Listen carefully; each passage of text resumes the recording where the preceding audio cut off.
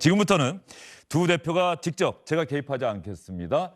주도권 토론을 하시는데요. 시간은 원래 10분 드리려고 했는데 시간 한 7분 정도로 줄이도록 하겠습니다. 앞부분에서 이야기를 많이 하셔서. 다만 질문과 답변 시간을 좀 비슷하게, 이건 두 대표에게 전적으로 맡기겠습니다. 저는 전체적인 시간만 관리를 하도록 하겠습니다. 먼저 송영길 대표에게 주도권을 드릴 텐데요. 첫 번째 질문은 지금 나오는 영상, 아마 한미, 남북, 북미 관계, 외교안보 분야가 될 텐데요. 첫 번째 질문은 항상 이 영상을 주제로 해서 질문을 던져주시면 고맙겠습니다. 영상 보도록 하겠습니다.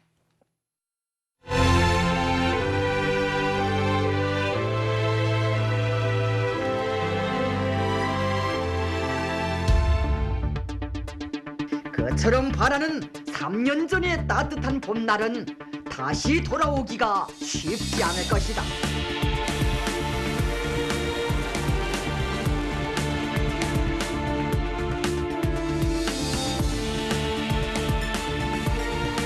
대북 어떤 정책이나 이런 것들이 상당히 이제 폐기되는 수준으로 이제 가야 되는 상황이기 때문에 유엔 식량 기구라든지 이런 단체들을 좀 지원해서 인도적 지원을 재개하는 조치가 필요하지 않을까.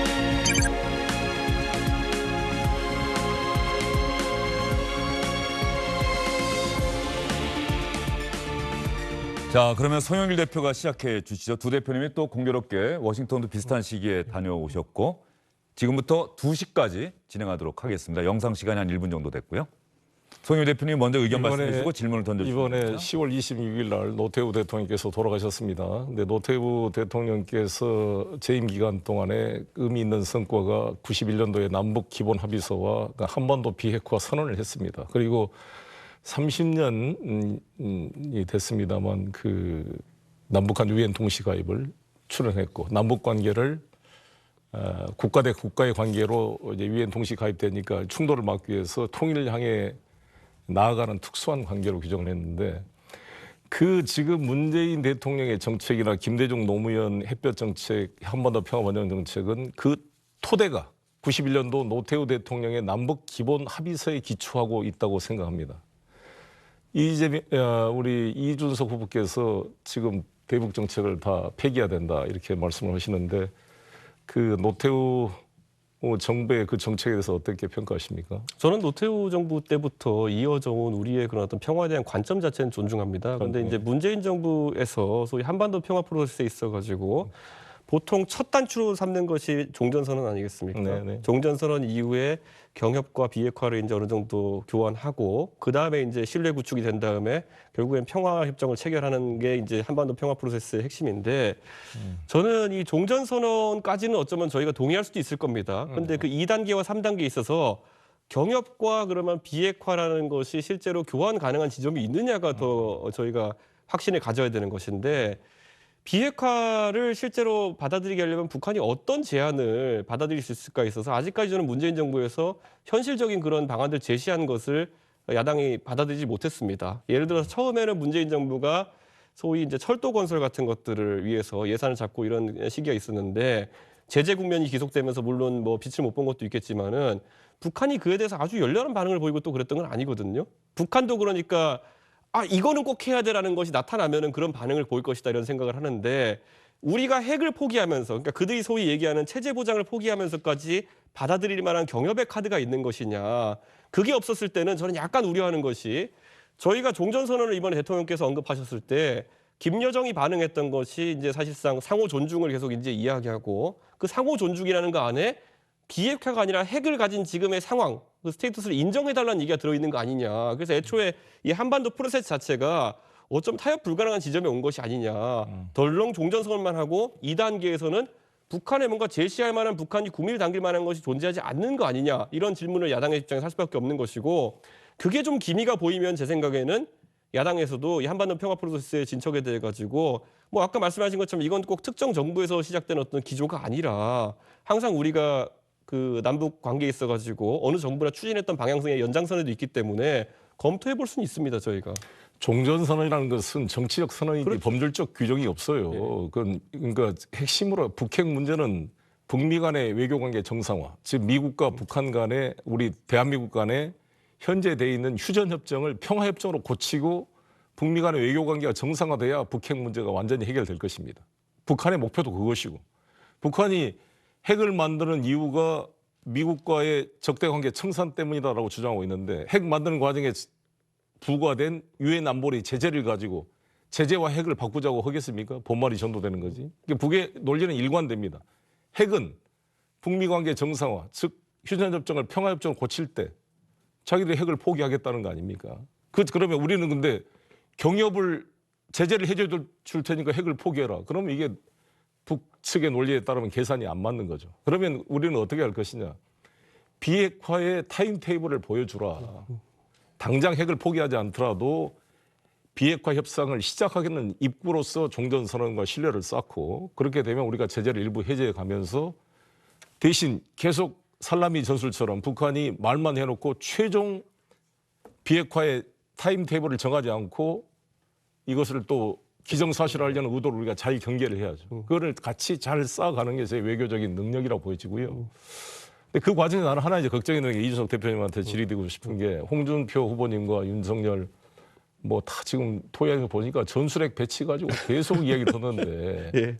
그러면 아니 이 대표님은 이 국민의힘 입장이 전술핵을 다시 한 번에 재배치하고 우리 핵 무장을 하자는 게 지금 국민의힘 당론입니까? 아닙니다. 우리 후보들의 그런 핵에 대한 입장이라는 것도 그리고 북한을 저희가 어쨌든 핵 보유국으로 인정할 수는 없지만은 실질적인 핵 보유국 상태로 결국에는 불공정한 지금 이제 교섭이 진행될 수밖에 없는 상황 속에서 그것에 대한 대안의 지렛대로서 그런 것을 언급하는 것이지 저는 최종적으로 그것을 만약에 그분이 당론은 아니다. 대통령이 된다 하더라도 결심해서 옮기는 데는 예를 들어 여러 가지 국제 간의 문제도 있고 검토해야 될 것이 있다 보는 것이고 송 대표님 잘 아시겠지만은 그 종전선언 같은 문제도 아까 제가 한반도 평화 프로세스의 1단계라고 말씀드렸는데 지난번에 북미 간의 협상이 어느 정도 진척되고 있던 시점에 그 시점에 중국 측에서 사실상 좀 불편한 심정을 내비쳤다는 것이 여러 경로로 저희가 확인하지 않았습니까?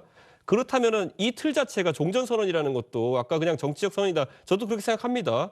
정치적 선언이기 때문에 좀 가볍게 볼 수도 있는 거지만은 이것마저도 한반도를 둘러싼 어떤 그 이해 당사자들이 합의하기 어려운 지점이 있는 거 아니냐. 그래서 저는 지금 현실적으로 남은 문재인 정부의 그런 짧은 임기 하에서는 이거를 밟아 나가는 것 자체가 좀 위험하지 않느냐는 생각을 하고 있는 것이죠. 정책 연속. 예, 그 문제는 나고 한마디만 더 외교 네. 문제. 예, 계속 한마디 더 하셔도 됩니다. 물어보면 예. 최근에 요소수 문제가 쟁점이 되고 있는 거 알고 계시죠? 이준석 대표님 들어보셨어요? 자료합니다. 예. 예, 지금 그게 질산화물을 이렇게 물과 질소로 분화시키는데 아주 중요한 이 성분의 물인데 그거를 주로 우리가 석탄에서 증류해가지고 우리가 중국으로부터 거의 90%를 수입하고 있습니다. 근데 중국이 그거를 지금 통제하면서 우리가 물류 대란이 지금 걱정이 되고 있어요. 이를 어떻게 해결해야 될 것 같아요? 평소에 우리 국민의힘은 우리 민주당 정부를 중국에 대해서 저자세라고 맨날 비판을 해왔는데 중국과의 관계에서 이 문제를 어떻게 풀어가야 될 것 같습니까? 저는 그 기본적으로 요소수 수급 문제 같은 경우에는 지금 중국이 우리에게 외교적 제재로서 가하고 있는 부분이라기보다는 중국 내에서도 그 수요를 지금 감당하기 어려워가지고 네. 우리에게 수출할 물량이 없는 상황이기 때문에 다른 어떤 수출 제한 품목과는 좀 얘기가 다른 상황이다. 그래서 저는 외교적 갈등의 요소는 적다 이렇게 보는 것이고 이건 국내적으로 충분히 저희가 완충을 할 수 있는 부분이 있는 게 예를 들어 디젤차, 상용차 같은 경우에 요소수가 없으면은 뭐 엔진 효율이라는 게 떨어질 수는 있겠지만은 그래도 운행은 가능한 상태고 국내에 있는 배기가스 규제 같은 것을 일시적으로 완화해가지고 저희가 버틸 수 있는 부분도 있기 때문에 저는 여야 협의로 그런 부분을 저희가 진행해야 되는 부분이 있다 이렇게 생각하는 것이고 저는 이런 환경 문제 같은 경우에도 방금 송 대표님 말씀하셨기 때문에 하는 건데 저는 문재인 정부 들어가지고 그래도 환경 문제나 아니면 뭐 온실가스 이런 문제에 대해 가지고 국제적인 기준에 맞춰서 우리가 올라가려고 하는 노력들 그리고 그런 것에 있어서 유럽 국가들과 우리가 교린이 좀 확대된 것을 좋게 평가합니다. 최근에 저도 유럽 대사들과 만나면서 그분을 저도 좋게 평가했습니다. 다만 이제 우리가 소위 말하는 문재인 정부 시기에 항상 얘기하는 것이 선진국 진입이라는 얘기를 하지 않습니까? 그랬을 때 선진국이 되고 서방 세계의 어쨌든 그 리딩 그룹에 편입되기 위해 가지고는 보통 같이 가는 게 환경과 인권 문제입니다.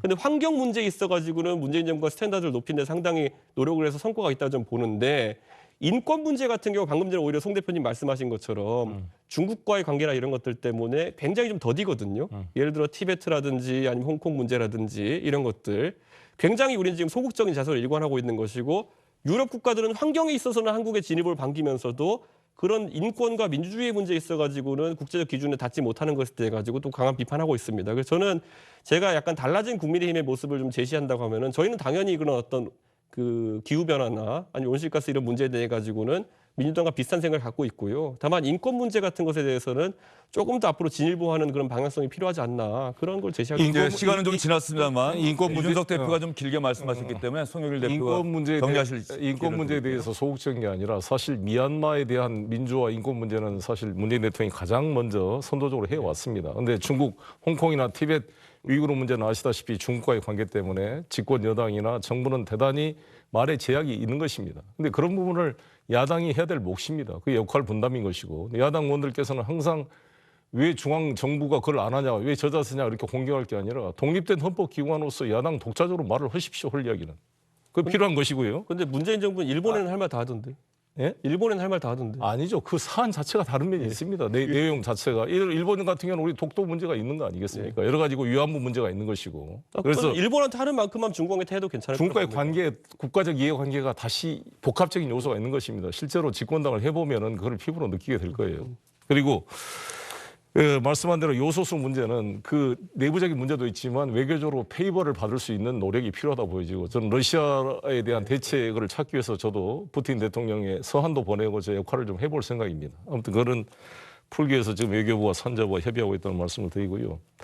저는 국가를 운영한다는 것이 지금 물론 이제 후보 경선 과정이기 때문에 하는 말씀이겠지만 홍준표, 윤석열 후보의 작게 그 501호부터 해서 5027 그 논란을 보더라도 그렇고 상당히 좀 걱정되는 면이 있습니다. 근데 아무튼 후보가 정해지고 나면 이준석 후보 대표님께서 잘 균형을 잡아주시기 바랍니다. 알겠습니다. 저는 근데 이준석 대표님 여기까지만 하도록 하겠습니다. 왜냐하면 네. 이 다음은 이준석 대표가 주도권을 쥐기 때문에 네. 그 시간에 지금 못하신 말씀 하시면 되고요. 다만 첫 질문은 저희가 준비한 영상, 예. 부동산 문제가 될 것 같은데요. 알겠습니다. 이걸로 질문을 던져주시기를 부탁드리겠습니다.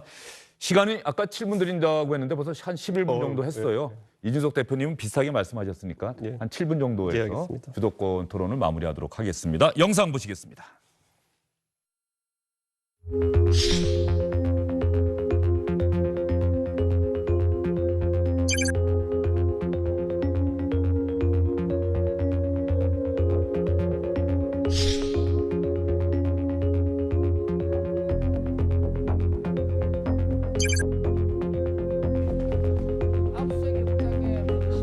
최근에 들어와서 부동산이 가파르게 오르는 오름세가 일단은 주춤하면서 꺾였다고 이렇게 판단을 합니다.